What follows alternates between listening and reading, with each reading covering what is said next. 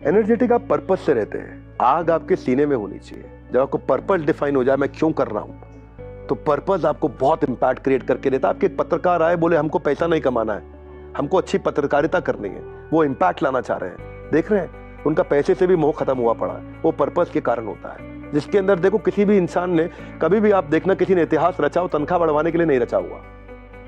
Nobody in the history has ever created history for a salary hike. Mandela 27 साल jail में रहे भाई साहब, 27 साल में उनके साथ बहुत बुरा हाल हुआ। उनको कई दफा कहा गया कि भैया आप जो है लंदन में तुमको बसावट करा देंगे। मंडेला को कितना पीटा गया जेल के अंदर, उनको सर्दियों में टी शर्ट पजामे के अंदर रखा जाता था, उनको अपने रिश्तेदारों से नहीं मिलने दिया जाता था, उनको अपने बेटे की अपनी बीवी के फ्यूनरल पे नहीं जाने दिया गया। मंडेला को बड़े बड़े बुढ़ापे के अंदर पत्थर तुड़वाए जाते थे, फिर भी उन्होंने इतिहास रचा।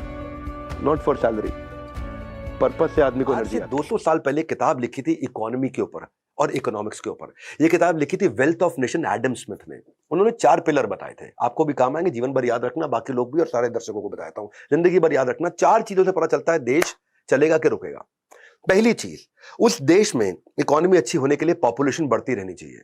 जैसे जर्मनी की पॉपुलेशन क्या हो जाएगी, जर्मनी की एथनिसिटी खत्म होने वाली है। माँ बाप 2 से निकल रहा है 1, यानी कि एक जनरेशन खत्म होते ही 50% पॉपुलेशन खत्म।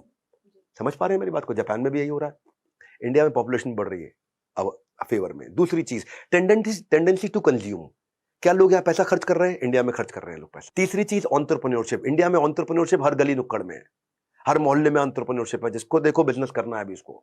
और चौथी चीज इनोवेशन, इसमें मैं इंडिया को 1 में से आधा नंबर दूंगा। तो 4 में से इंडिया को 3.5 नंबर मिलते हैं। तो ये भविष्य इंडिया का है इस समय।